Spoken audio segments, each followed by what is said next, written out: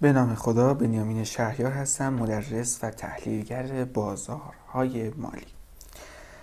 درس وان پلاس به قول خودمون اگه بخوایم بگیم، یا درس اول پلاس میخوایم شروع بکنیم. اصولاً پلاس ها در پیج من یعنی چی؟ یعنی یه توضیحات اضافه، یعنی آشنایی های اضافه، و شما میتونید با استفاده از این آشنایی ها، اصطلاحات و توضیحات اضافه بیشتر آشنا بشید و چیز خاصی نیست. یعنی بگم مثلا درسی هستش که بخوایم اضافه بگیم نیستش.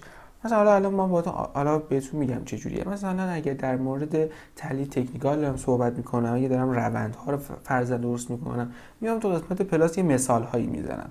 و اما حالا چرا این پلاس ها خارج از پیج و فقط در یوتیوب قرار میگیره؟ واقعاً این محدودیت زمانی یوتیوب خیلی کار منو سخت کرده و من مجبورم همش درس ها رو تقسیم بندی بکنم. در نتیجه برای اینکه ما زمان بیشتری مصرف میکنیم تو پلاس ها، توضیحات بیشتری میدیم، شاید دقیقه ها طول بکشه و برای همین دیگه فقط در یوتیوب نمایش داده میشه. لطفا حالا سابسکرایب کنید، به قول این یوتیوبرها زنگوله هم بزنید که اگر درسی گذاشتم سریعتر مطلع بشید. یکی از دوستان عزیزم گفتش که ما بازارهای فلزات متاسفانه جا انداختیم. اول که مرسی به خاطر توجهت، یک پوان مثبت پیش من داری. درس فلزات من اول بهتون بگم، یه قسمت کوچیکیه، چیز خاصی نیستش، و بریم سریع اون مطالبی که حالا بهتون گفتم اضافه تر رو دو تا سایت خیلی مهم میخوام بهتون معرفی کنم. بریم سراغ متال مارکت ها. بازار فلزات به دو قسمت اصلی، سیلور ها و گلد تقسیم میشه. سیلور که همون نقره هستش و گلد هم همون طلا. در پلتفرم‌های معاملاتی همین سیلور و گلد خودش میتونه حالا چارت براتون بیاره، ولی در بعضی از بروکرها و بعضی از سایت ها گلد رو به نام XAUUSD میشناسن و شما باید این کلمه XAUUSD رو بزنید تا چارت مربوط به طلا رو براتون بیاره. در بازار فلزات پادشاه این نماد گلده و خیلی نوسان داره و خیلی هم پرمعامله هست. یه نکته خیلی مهم بخوام در مورد این بازار بهتون بگم اینه که طلا نسبت به بقیه جفت ارزها دامنه نوسان شدید و بسیار زیادی نسبت به سایر جفت ارزها داره و اصلا در یک کلام بخوام بهتون بگم، ترید و معامله در بازار فلزات در قسمت گلد کار حرفه‌ای هاست و ما نباید اول کار بریم سراغ نمودار طلا. یک زمان من یکی از چندین دوستانم بودن روش طلا کار میکنن، بهش گفتم مثلا تو الان جفت ارز، نه من طلاکارم. نه دوست عزیز، طلا قلق داره. همینطور که بهتون گفتم بازار ارز دیجیتال تکنیک داره، اینا رو باید مسلط باشید، باید چندین ماه روی حساب دمو کار بکنید و بعد وارد حساب ریل و اکانت واقعی خودتون بشید. پس در نتیجه تا زمانی که به بلوغ کامل در معاملات گلد و یا طلا نرسیدید، حق ترید در اون ندارید. شاید چینه باشین، حالا مثلا بعضی میگن مثلا فلان تحلیلگر و فلان معامله‌گر طلاکاره. این طلاکاری که در بازار مالی گفته میشه همون منظورش که فقط طلا ترید میکنه و کار دیگه‌ای با جفت ارزها نداره و متفاوت هستش. حالا بعدن که وارد بروکر میشیم و وارد تحلیل ها میشیم، معمولا اسپرد طلا نسبت به جفت ارزها بیشتره. حالا کامل با اصطلاح اسپرد صحبت میکنم و دلیل این که چرا بیشتره حتما بهتون میگم. طلا یک روند خیلی قوی داره و شما اگه بتونید واقعا قلقش رو به دست بیارید و تخصص به وجود بیاد در معامله گری این فلز، خیلی موفق میشید. نماد OZ یا همون اونس طلا چیز خاصی نیست، اگر جایی شنیدید همون شاخص طلایی که با XAUUSD هم برابری میکنه. بریم سراغ مطالب اصلی خودمون، خارج بشیم و صفحه کرومو باز میکنم. چند سایت خیلی مهمی شما باید حتما هایلایت کنید، حتما یادتون نره. توی گوگل میزنم همون تریدینگ ویو و تریدینگ ویو رو ما در گوگل سرچ میکنیم.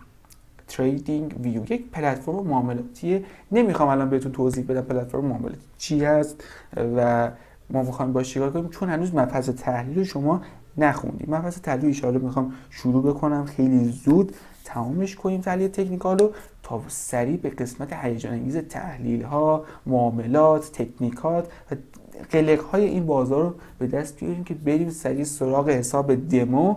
من تا عید شما رو یک تحلیلگر بدونم انشالله. رو حساب تریدینگ ویو کلیک میکنیم و صفحه‌ای که باز میشه مربوط به سایت تریدینگ ویو هست، یک سایت قدرتمند و بیشتر پلتفرم‌های معاملاتی و تحلیلی از همین سایت برداشته شده. سایت رهاور 365 برای بچه‌های بازار بورس تهران، بدونید کپی همین سایت و قسمت معاملاتش اون پایین سمت چپ که کنار چالش نوشته بای تریدینگ ویو. حالا نمیخوام بگم چی به چیه، ولی خب معمولا ما ایرانی‌ها خیلی کار کپی و اینا هستیم، استادشیم. تمام این محیط رو من به شما یاد میدم. قصد من یادگیری این محیط نیست، قصد من قسمت این مارکت ها هستش، یعنی بازارهای مالی هستش. اینجا تعدادی از طبقه بندی شده های بازارهای مالی حالا به سبک خود تریدینگ ویو رو شما میتونید ببینید.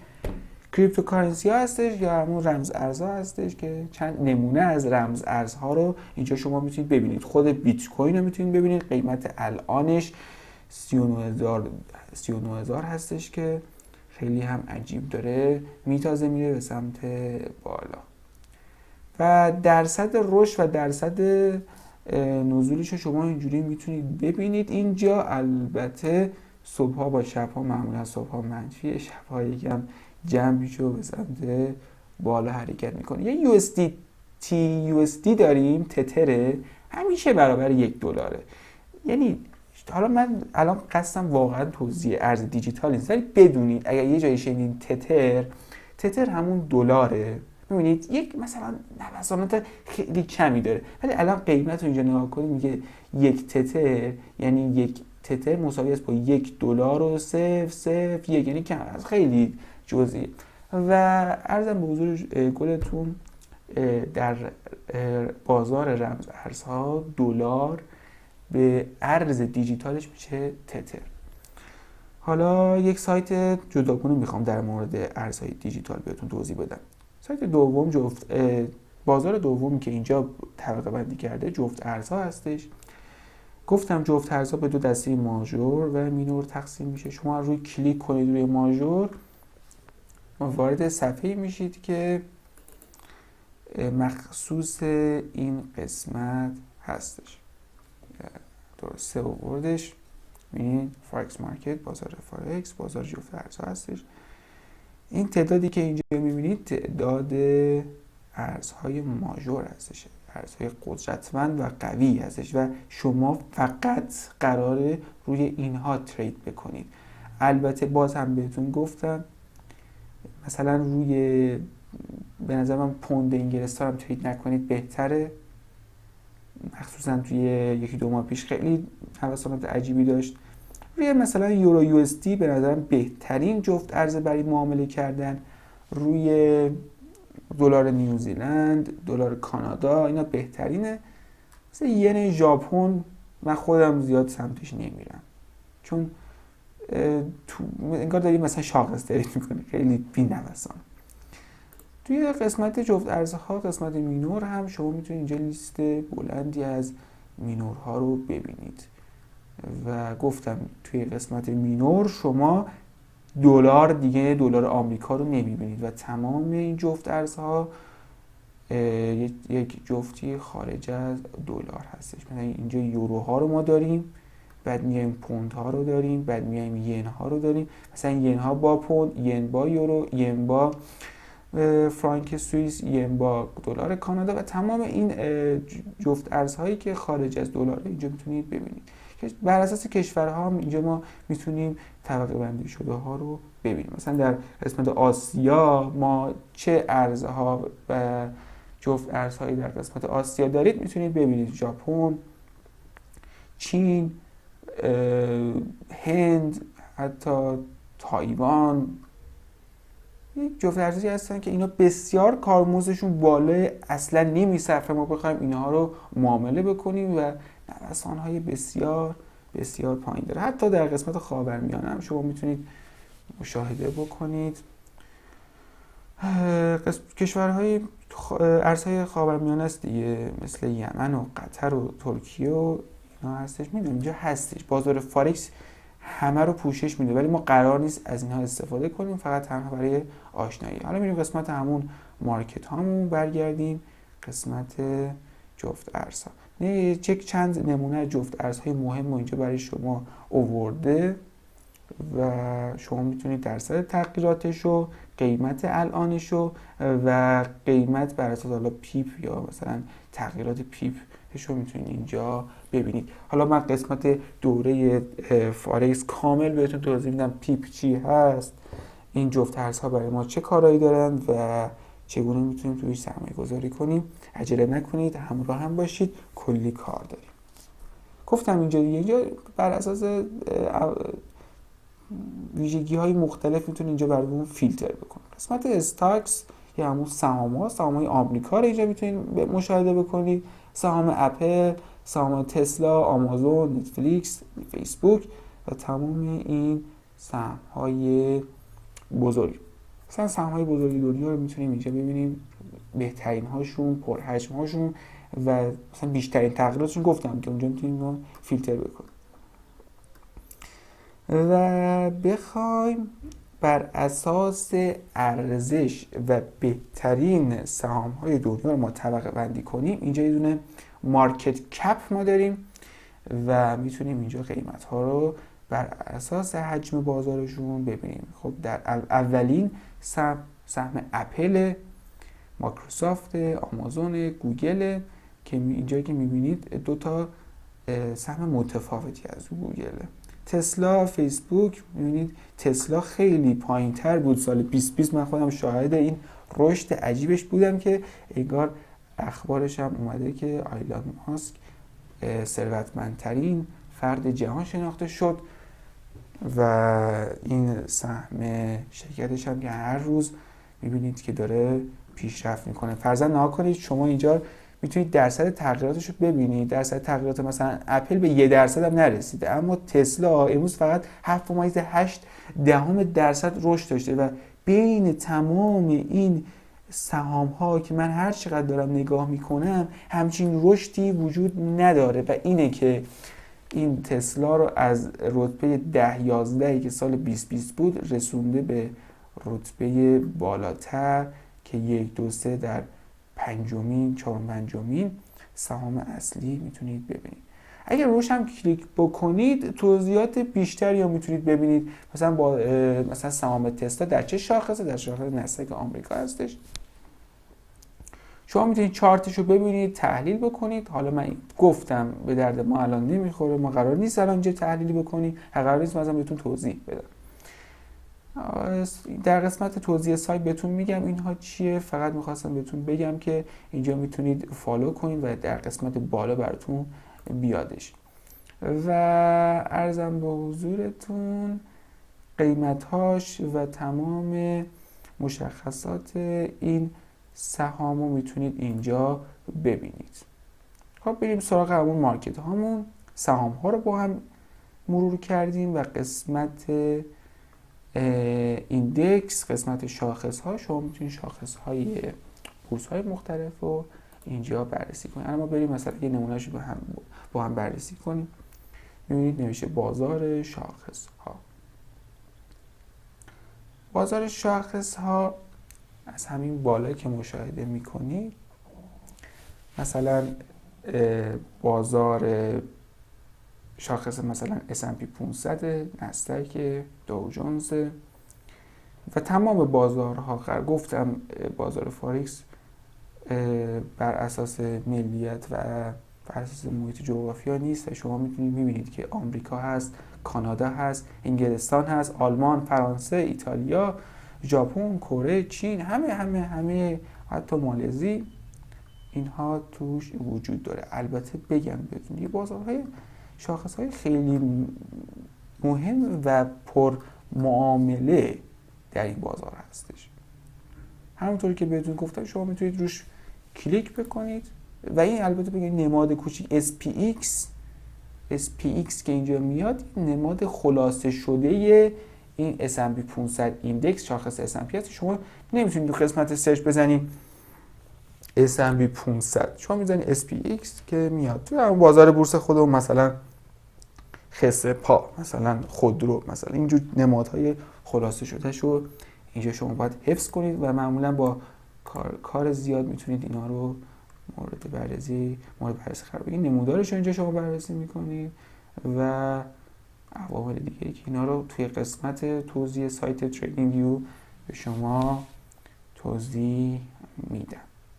گفتیم قسمت مارکت ها قسمت بازارهای آتی هستش، همون فلزات هستش و بازار انرژی شما میتونید اینجا مورد بررسی قرارش بدید. فرضاً مثلا نقره، طلا، گاز، بیت کوین و تمام این بازارهای آتی و یا به قول خودمون فیوچرز هستن که شما میتونید روش معاملات خودتون انجام بدید. مثلا قسمت انرژی اگه ما بریم ببینیم مشخصاتش رو میبینید که شما اینجا میتونید انواع نفت ها و انواع بازارهای انرژی رو اینجا مورد بررسی قرار بدین و تحلیل و یا معامله بکنید. قسمت آخرمون به قسمتی میرسه که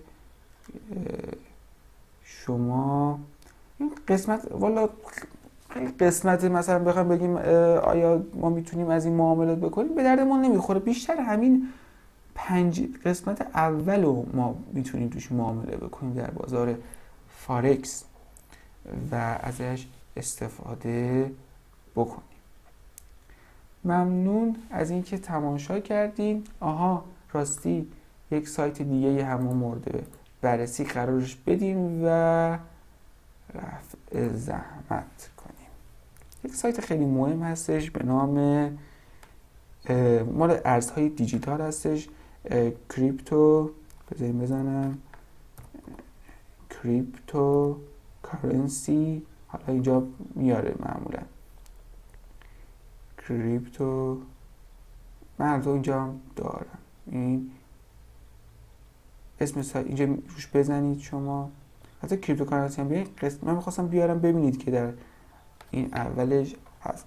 حالا اگه بخواید تو گوگل سرچ بکنید که این به این سایت برسید شما همون کوین مارکت کپ رو بزنید، کوین مارکت کپ در قسمت گوگل بزنید میاره.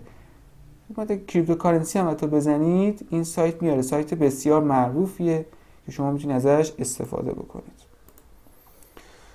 وقتی وارد این سایت میشید، وقتی بخواید وارد حوزه ارزهای دیجیتال بشید باید این سایت رو مورد بررسی قرار بدیم. بریم یکم ببینیم بچرخیم توش ببینیم چه چیزهایی هستش. من والا تا حالا نفهمیدم این 24 ساعت گذشته تغییرات 24 ساعت گذشته شد بر چه اساسی و در چه تایمی میگیره. ما تو سایت تریدینگ ویو دیدیم که منفی هم حتی بود، الان اینجا نمیشه 5% مثبت. اینو باید خودتون مورد بررسی قرار بدید. ارزهای دیفای هم حتی اینجا ارزهای دیفای رو میتونید مورد بررسی قرار بدید. اولین و مهمترین رمز ارز رو شما میتونید اینجا ببینید، بیت کوین هستش. یا قیمتش رو داره میبینید $40,000 شده هر یه بیت کوین. ارزش مارکت کپش رو میتونید اینجا مشاهده بکنید، حجم معاملاتش رو و باقی مونده رمز ارزی که میتونید استخراج بشه و هنوز وجود داره و کسی استخراج نکرده میتونید اینجا ببینید. این قسمت پررنگ استخراج شده هاست، قسمت کم رنگ هنوز استخراج نشده. این هم یه نمودار کلی از این بازار رو وجود داره. دومین رنگ این بازار مال اتریوم هست و شما میتونید مشخصاتی که بهتون گفتم و اینجا ببینید.